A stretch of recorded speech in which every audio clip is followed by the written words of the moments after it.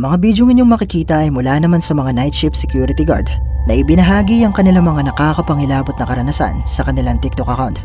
Ang unang clip ay mula sa isang security guard na kuha habang siya ay naglilibot sa gusaling kanyang pinagtatrabahuan nang walang ano-ano'y may mapansin siyang isang anino at agad niya itong kinukanan.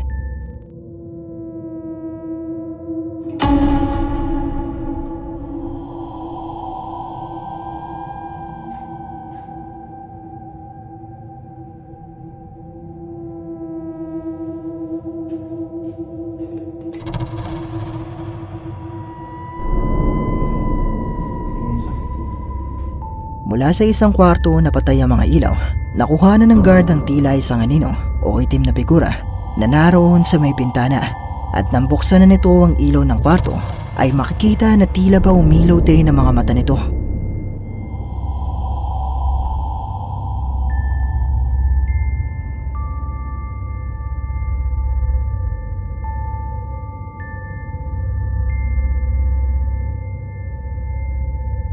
Sa ikalawang clip naman nakuha rin ng isang security guard. Habang siya ay nag-iikot sa gusaling kanyang pinagtatrabahuan ay nagumpisa siyang makarinig ng mga tunog na tila ba may pumapalakpak mula sa basement. At dahil trabaho niyang siguruhin wala nang ibang taong naroon ay agad niya itong pinuntahan at sinubukan itong mag-record. My hand's a little shaky because I'm fucking scared right now. Hello? See, I heard like a clapping sound. So there's nobody.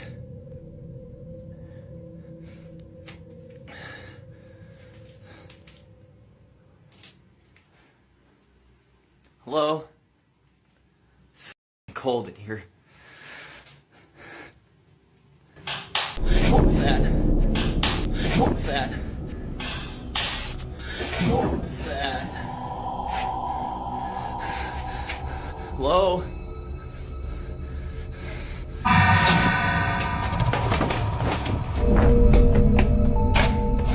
Habang nasa basement ang guard na kumukuha ng bidyong ito, ay muli niyang narinig ang tunog na tila papalakpak at nagawa niya na itong makuhanan ng bidyo.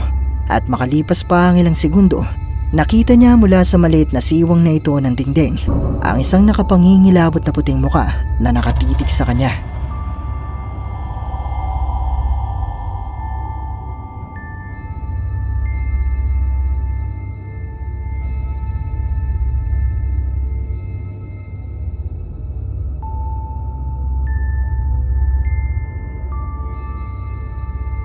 Totoo nga kaya mga bidyong ito nakuha ng mga security guard na nagtatrabaho sa gabi? Mga multo nga kaya ito? Balaya kayong i-comment sa iba pa kung ano ang inyong opinyon.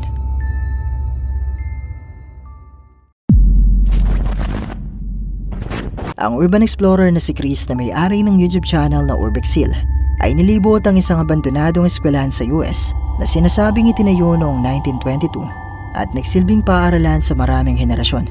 Pero sa paglipas ng mga panahon ay hindi na nakayanan ng eskwelahan ang problema sa pinansyal dulot ng pagkaunti ng mga mag-aaral at dahil dito ay tuluyan na nga itong isinara. Ayon kay Chris ay maraming mga krimen ang naganap kung saan ito nakatayo, dahilan para kilalanin din ng eskwelahang ito bilang isang haunted school at sinubukan nga itong liputin ni Chris ng mag-isa. Smells weird in here.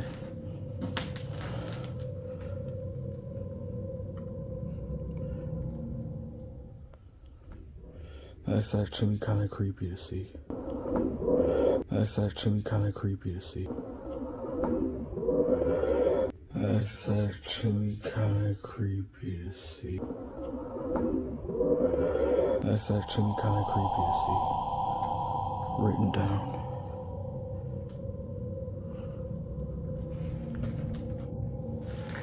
You could see at one point this whole basement was flooded. You could see the level. Like, see where it shows the brick, there's no more paint. That's where the water level cut off. See, like, look at this door. You could tell it cut off right there. See? See? See? See the water level. wonder who pumped all this water out of here.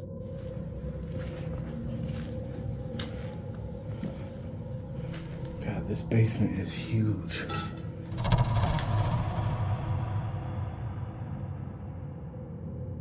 What is that?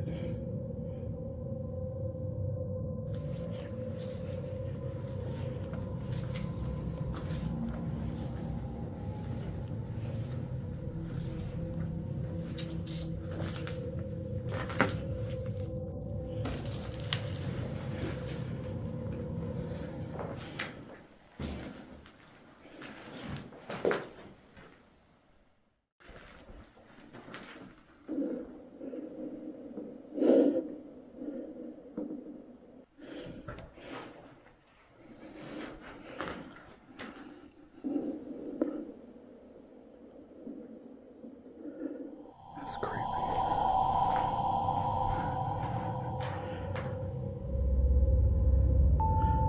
Nagawang may record ni Chris ang tila mga boses na hindi niya naririnig ng mga oras na ito.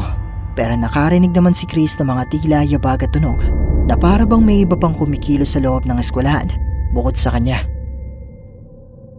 Hello?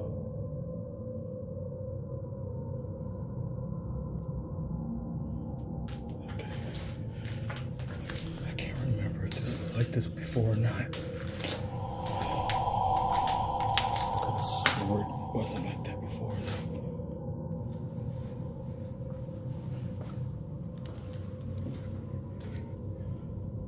That's the roof. I really don't feel like going up there.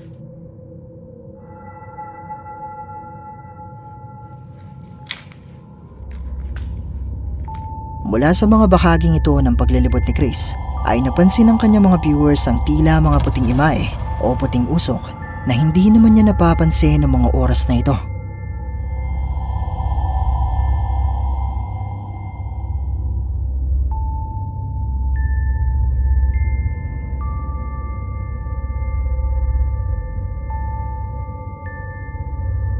Makalipas pa ang ilang minuto ng paglilibot ni Chris sa loob ng abandonadong eskwelahan ay meron siyang nakita na hindi niya inaasahan.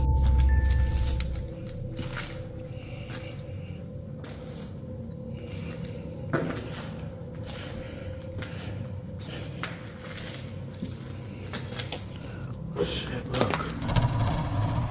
There's like blood on the floor. Oh shit, there's a bunch. Look at this. Oh, there's a trail of blood.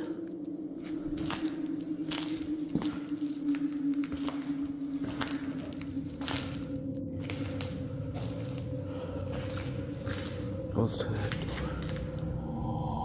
What the hell?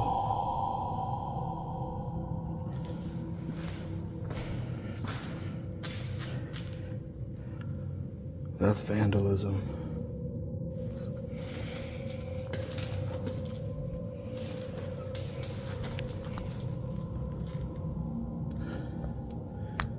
What the hell?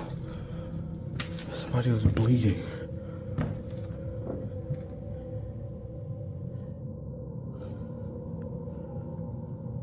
That is crazy. That is They put 666 on the door. Oh, it's not. Oh shit. Yo, there are bullet cases.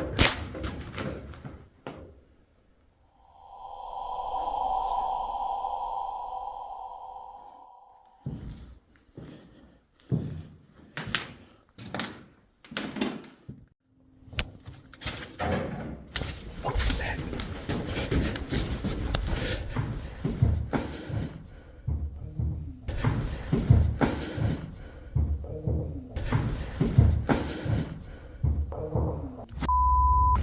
Somebody's in there.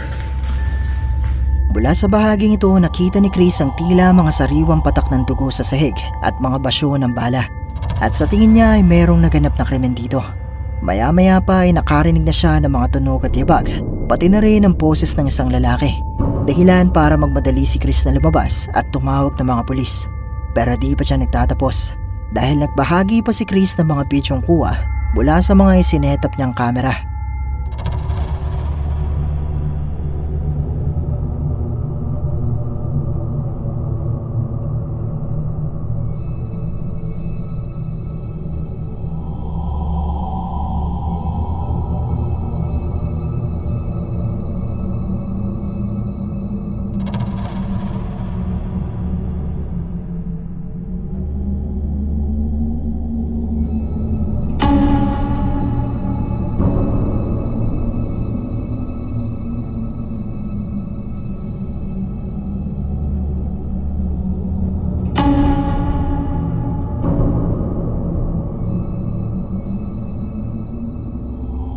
Mula sa bidyong ito makikita ang tila isang imahe ng tao na naglalakad sa pasilyo na tanging sa refleksyon lamang ng salaming ito makikita at hindi mo makikita sa aktwal na pasilyo.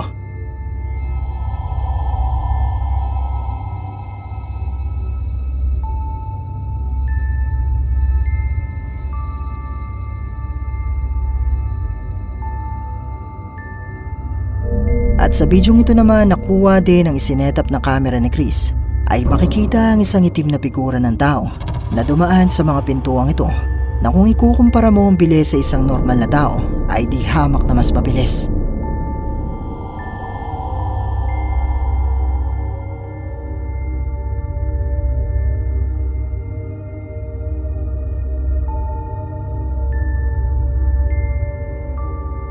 Ang mga tunog at mga pagpaparamdam kayang ito na naidokumento ni Chris ay indikasyon na posibleng totoo na haunted ang abandonadong eskwelahan ito. Mga multo nga kaya ang nakuhanan ni Chris sa bidyong ito? Kayo, ano sa tingin nyo?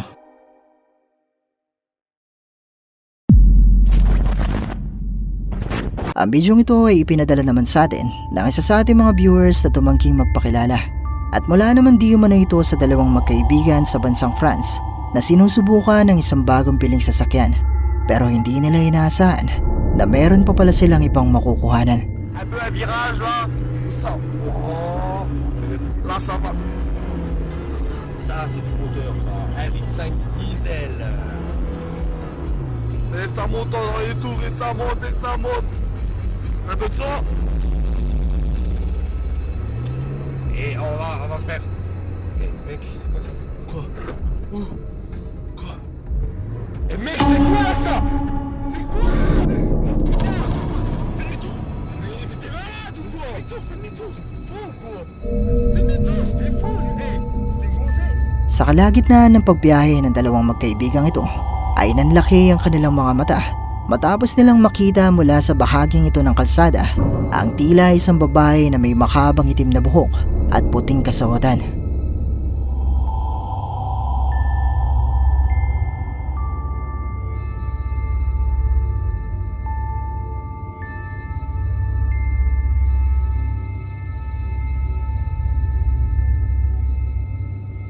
Ayon sa uploader ng bidyong ito ay hindi di umano nila alam kung sino ang babaeng ito at ano ang ginagawa nito ng 10 oras ng gabi sa kalsada at wala man lang itong dalang ilaw. Pero isa nga kaya itong multo?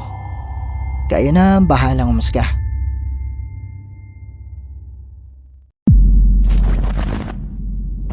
Ang Chinese ghost hunter na si Xiaolong ay bumisita sa isang abandonadong ospital na pambata sa China na pinaniniwalaang haunted. At sinubukan niyang libutin ng gusaling ito habang siya ay nakalive. Sinasabing sa gusaling ito ay madalas di manong maririnig lalo na sa tuwing sumasapit ang dilim na tila ba may mga batang kumikilos at naglalaro. At isa pang kinatatakutan sa gusaling ito ay ang di umano'y multo ng isang nurse na madalas di umanong gumagala at nagpapakita dito. At sinubukan nga mag-imbestiga ni Xiaolong para alamin kung may katotohanan nga ba ang mga kwentong ito.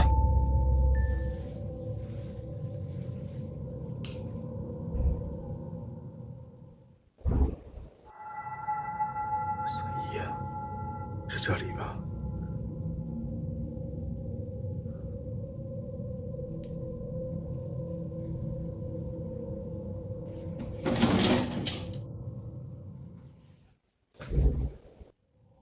有人吗？这里边老有空空空的声。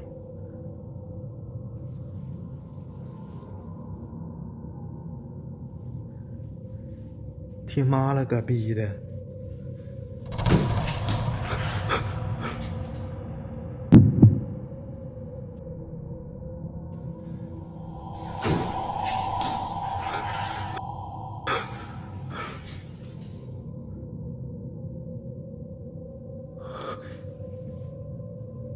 我去你妈了个逼！操你妈！你谁呀？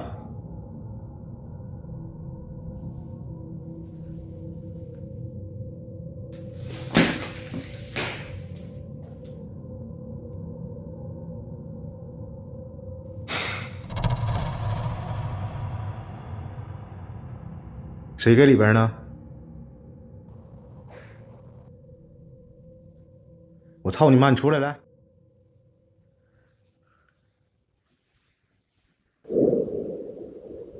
谁呀？给我出来来！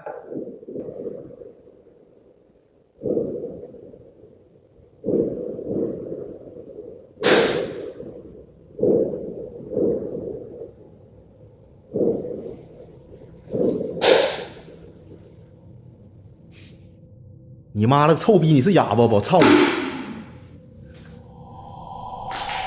操你妈！你妈死逼！我操你妈！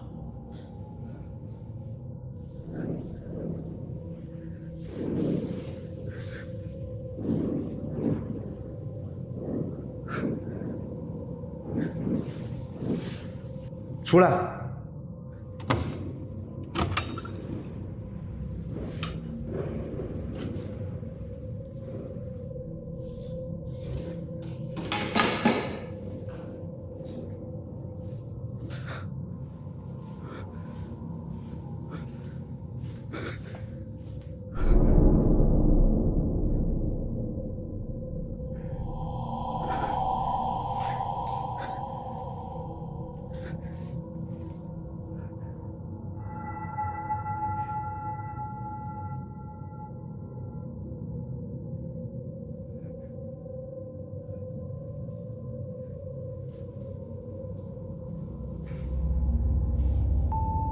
！Nagumpisang makarinig si Xiaolong ng mga tunog na tila ba may ibang kumikilos sa loob ng gusali bukod sa kanya. Pero kahit subukan niyang hanapin ang pinagmumula ng mga tunog na ito, ay wala naman siyang nakikitang kahit ano. Pero mula sa kwartong ito ay nakita niyang umiikot ang mga ceiling fan na ito na nakapagtataka dahil wala na di man ng kuryente ang gusaling ito at matagal na itong abandonado.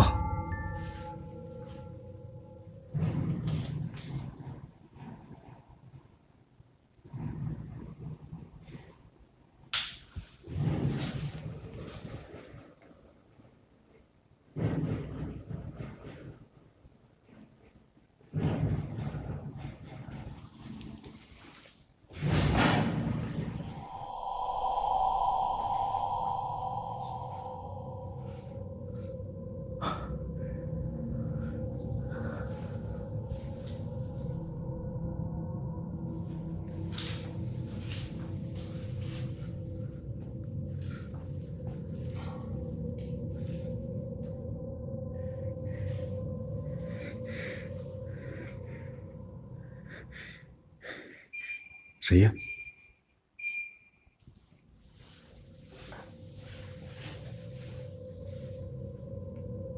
我操！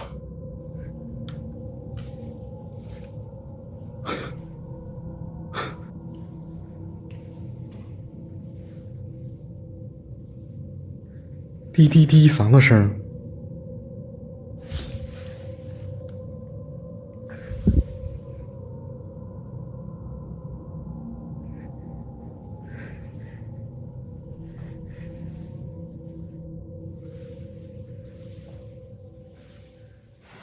哎呦喂！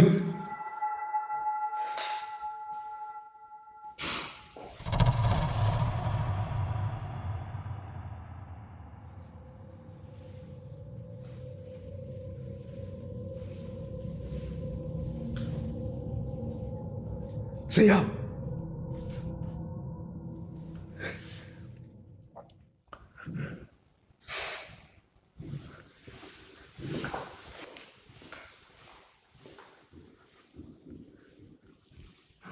哎，我操！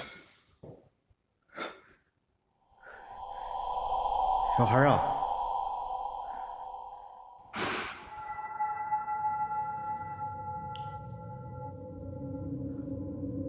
给我滚！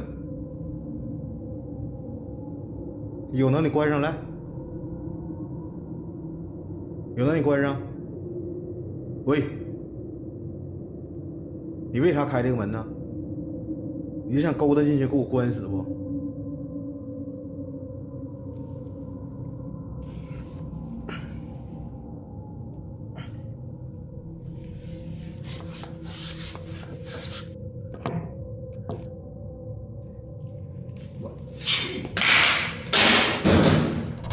凑合缠着你。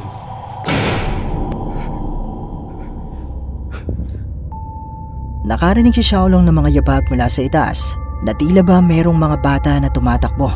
Agad naman na pumanik si Xiaolong at dito ay patuloy siyang nakakarinig ng mga tunog pero wala naman siyang nakikitang kahit ano na posibleng gumagawa ng mga tunog na yon. Matapos ito nakakita naman siya ng isang laruan na malapit sa isang bukas na elevator at pakiramdam niya ay isa lamang itong pain. Sinubukan niya itong batuhin at bigla na lang sumara ang pintuan ng elevator. Dahil dito ay napaatras si Xiaolong at hindi na nangahas pa na lumapit sa laruan.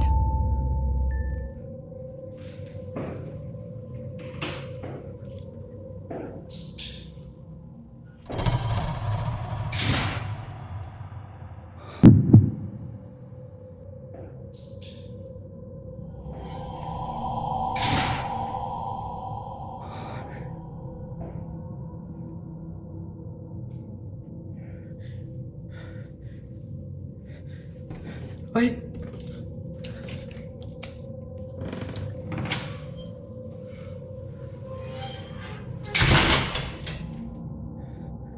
操你妈的！我到了，来，你告诉我咋的？来，小孩儿，我能打你250个，你个他妈小家巧，操你妈！出来来！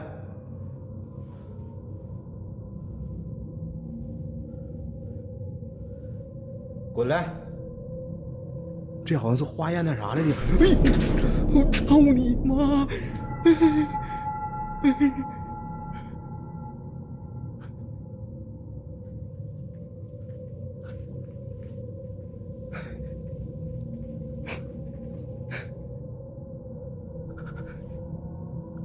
我操你妈！这玩意儿有电！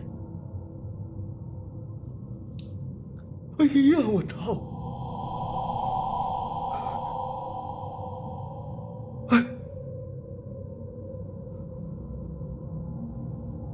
哎，别操作了，是鬼吗？操你妈，应该是鬼在操作呢。你是鬼吗？我操你妈！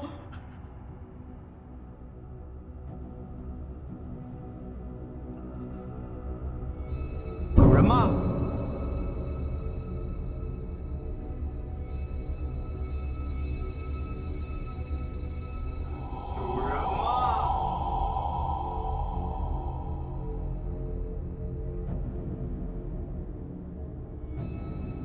那门是不是关上了？有人吗？黑头，你给我滚你妈的！有人会？那光吗？阴影。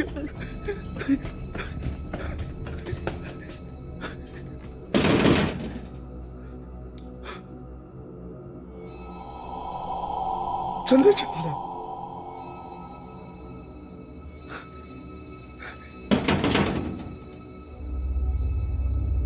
我操你妈！我没看着，我他妈这……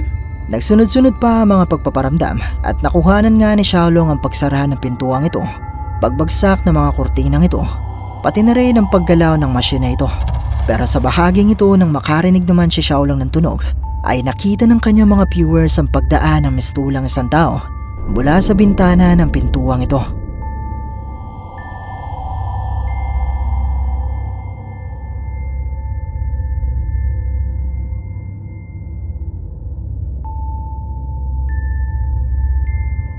Hindi ito napansin ni Xiaolong ng mga oras na ito, pero sinabi ito sa kanya ng kanyang mga livestream viewers. Agad naman na pinuntahan ni Xiaolong ang pinto, pero hindi niya na ito nagawang buksan. 我你妈逼！谁呀？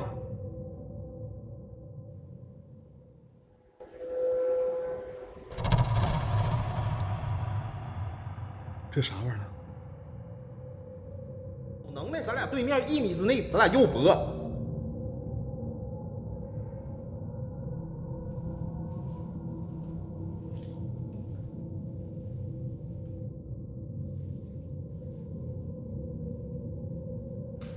灯亮了，哪他妈有灯啊？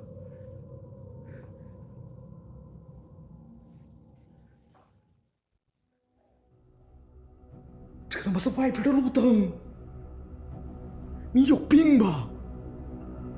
哎呦我！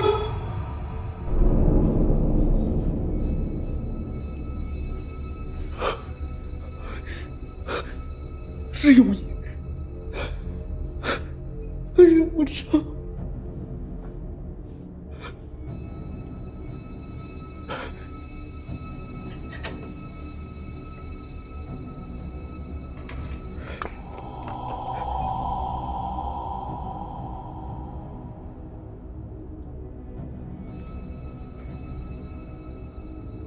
我操你妈！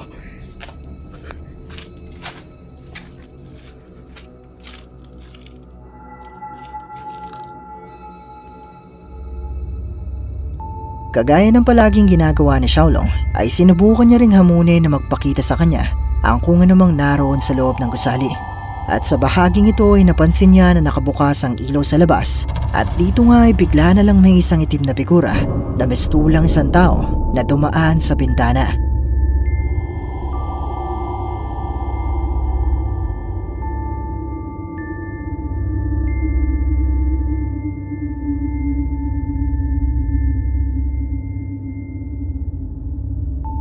Lumabas naman si Xiaolong para tignan kung sino ito, pero kagaya ng inaasahan, wala namang tao na naroon.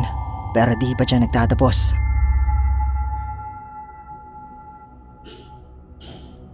哎我操你妈！操你妈！哎，你谁呀？哎我操你妈！哎我哎呦我的妈！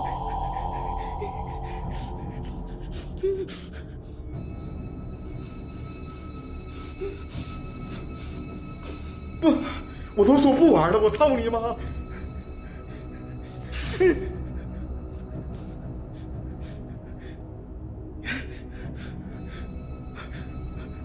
哎，我操，谁呀？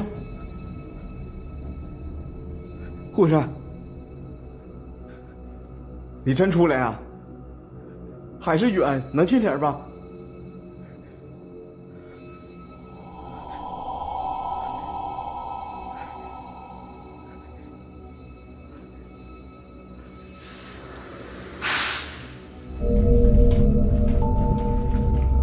Habang patuloy na naglilibot si Xiaolong ay nakita niya mula sa dulo ng hallway na ito ang mistulang isang babae na may itim na buhok, puting muka at puting sombrero na para bang isang nurse na nakaupo sa lamesang ito. At nang sinubukan niyang lapitan ng babaeng ito ay bigla na lang lumabas sa mga kamang ito na para sa mga bagong silang na sanggol. Gayunpaman ay sinubukan pa rin ni Xiaolong na lapitan ng lamesa pero wala na ang babae roon. At dito na nagdesisyon si Xiaolong na tapusin na ang kanyang investigasyon.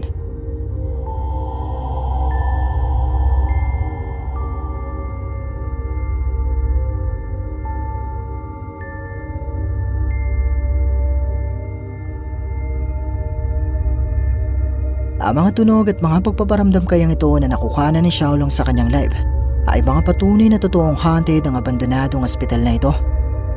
Mga multo nga kaya ang nakuhanan niya sa video ito. Ito na nga kaya ang sinasabing multo ng isang nurse na madalas di manong nagpapakita sa gusaling ito.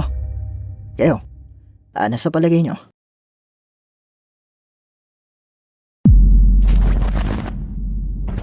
Ang bidyong ito ay mula sa Facebook page na motoristang Lespo Nakuha di umano alas 4:30 ng madaling araw sa May Essetex, Hacienda, Luisita na ibinahagi nila sa Facebook matapos nilang makuhana ng kanilang kakaibang karanasan habang sila ay nasa kalagitnaan ng biyahe. Gentleman. Ay!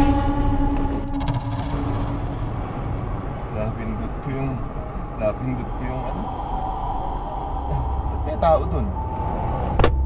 Mula sa bidyong ito na nakuha ng kanilang kamera, makikita ang tila isang tao na tumatawid sa kalsada na para bang hindi alintana ang panganib na kanyang ginagawa. Pero agad na nag-viral ang bidyong ito sa Facebook dahil ayon sa ilang mga comments ay posibleng hindi tao kundi isang multo ang kanilang nakuhana nung gabing ito. Dahil kapansin-pansin di umano na parang hindi normal ang kilos nito at parang kakaiba ang kasuotan nito na para bang isang lumang puting kasuotan.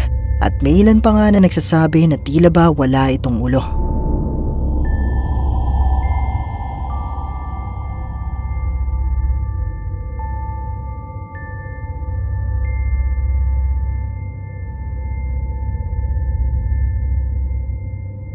Narito pa ang isang video na kamakailan lang ay nag-viral din sa Facebook na ibinahagi naman ng Facebook user na si Carl Xiao Dagus. At ang video ito ay kuha alas 3 ng madaling araw habang siya ay pauwi sa kanilang tahanan.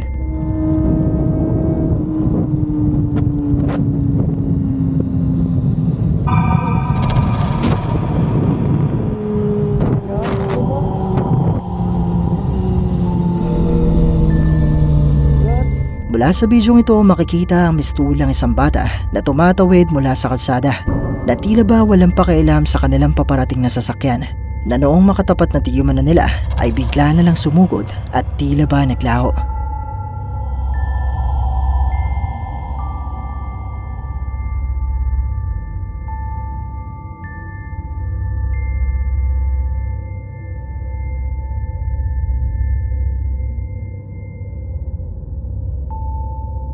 Magpasa hanggang ngayon ay hindi may paliwanag ng uploader kung ano ba ang kakaibang nangyari sa bidyong ito at pinabulaanan niya mga nagsasabing scripted, camera tricks o edited lamang ang bidyong ito at nanindigan siya na ito ay totoo at hindi ito gawa-gawa lang.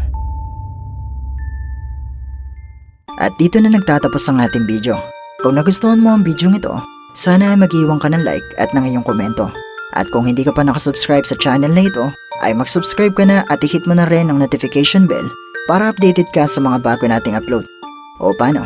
Paalam mo na sa ngayon at kita-kits na lang sa susunod nating video. Maraming salamat!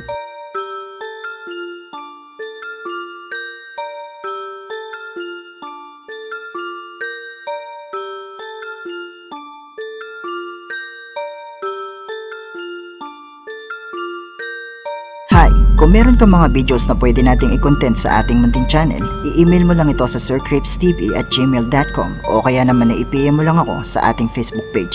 Maraming salamat!